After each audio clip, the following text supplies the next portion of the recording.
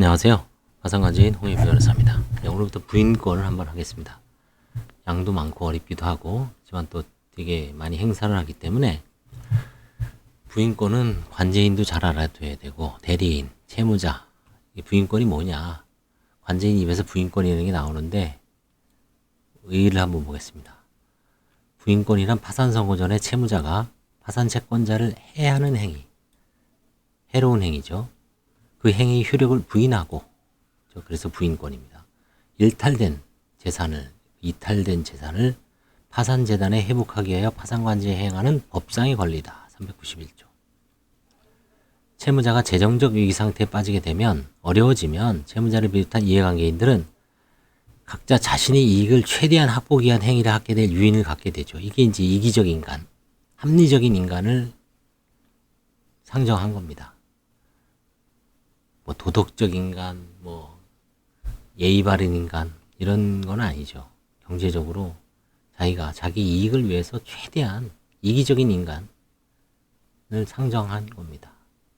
채무자는 재정적 위기 상태를 감추면서 재산을 빼돌려 은닉하거나 자신에게 도움이 되는 채권자에게 편파적인 변제를 하게 되고, 채권자는 채무자와 결탁하거나 우월적 지위를 통해 압력을 행사하여 다른 채권자를 배제한 채 자신의 채권을 우선적으로 변제받고자 하겠죠.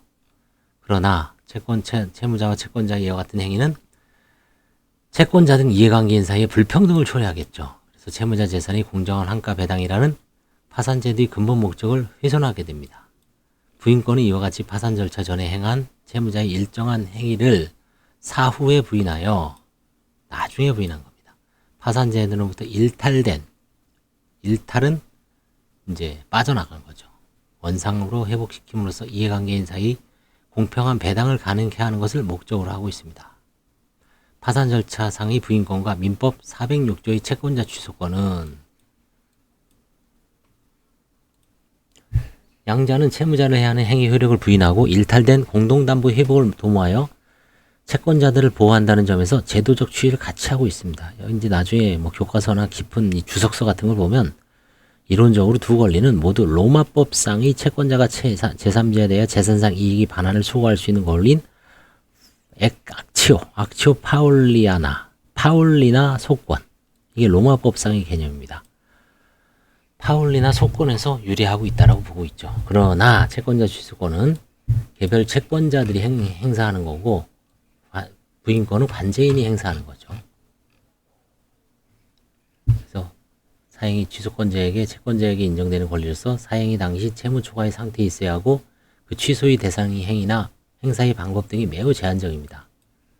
반면 집단적 채무 처리 절차인 파산 절차상의 부인권은 채권자 간의 공평한 처우를 위하여 행사 권한이 파산관제인에게 전속하고, 부인의 대상이가 반드시 채무 초과 상태에서 이루어지는 것은 아니며 부인 대상이 되는 행위나 행사의 방법 등이 완화된 강력한 권리입니다.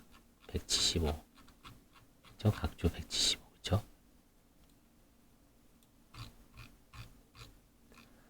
이게 중요해요. 대부분 그러죠. 아니 나는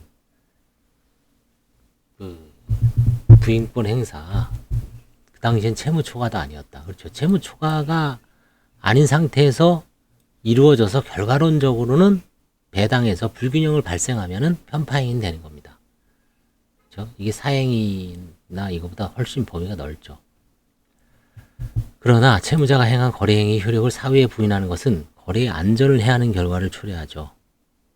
거래 상대방으로 하여금 재정적 위기에 처한 채무자의 거래를 기피하게 만들죠. 주저하게 만들어서 채무자 스스로 재정적 위기를 해소하기 위한 노력을 어렵게 만들 수 있다.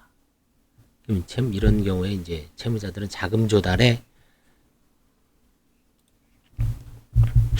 어려움을 느껴서 이제 고율의 사채를 쓸 수도 있죠. 따라서 부인권 제도를 운영함에 있어서 부인의 대상이 된 행위를 분명하게 확정함으로써 거래 안전을 도모하고 거래 비용을 줄이기 위한 노력이 필요합니다. 이러한 취지에서 실무는 파산관제인이 부인의 소 또는 부인의 청구 절차 내에서 조정 또는 화해를 시도하는 것을 폭넓게 허용하고 있고, 파산관제인은 부인권 행사에 실익이 없는 것으로 판단되면 부인권 행사를 포기하기도 합니다. 177 각주 있죠. 부인권 행사에 실질적으로 해소할 수 있는 액수가 적은 경우나 채무자가 부인이 상대방과 생계를 같이 하는 경우 등 특별한 사정이 있는 경우에는 부인권 행사 여부를 더욱 신중히 검토할 필요가 있다. 그렇죠? 뭐 예를 들어서 부인권 행사 상대방이 아들이야, 아니면 배우자. 그렇죠? 근데 그 같이 어려워요. 실익이 없죠. 그렇죠? 그래서 부인권은 언제 행사하냐면, 저도 거의 대부분은 화해 계약으로 끝나고 부인권은 올해 딱 2건이 있습니다. 도저히 뭐 말을 안 듣고, 그렇죠? 그 2건도 하나는 가압류, 하나는 가처분. 부동산 소송 부인 청구에서 혹은 부인이소에서 이겼을 때 회수할 자산이 있습니다. 부동산이 있어요. 하나는 가처분해놨고 하나는 가압류를 해놨습니다. 그런 경우에 보전 처분을 하는 경우에만 부인권 행사합니다. 분명히 저 사람이 해야 하는 행위를 했어. 친구한테 1,000만 원을 꿔서, 아니, 특정 친구한테 1,000만 원을 변제를 했어요. 파산 직전에. 근데 보니까 개인이고 부동산도 아무것도 없고 망한 것 같고, 그 1,000만 원 소송해서 뭐합니까? 휴지 조각 받는 건데. 근데 부동산을 빼돌렸는데 아직 빼돌린 사람 명의로 남아 있어요.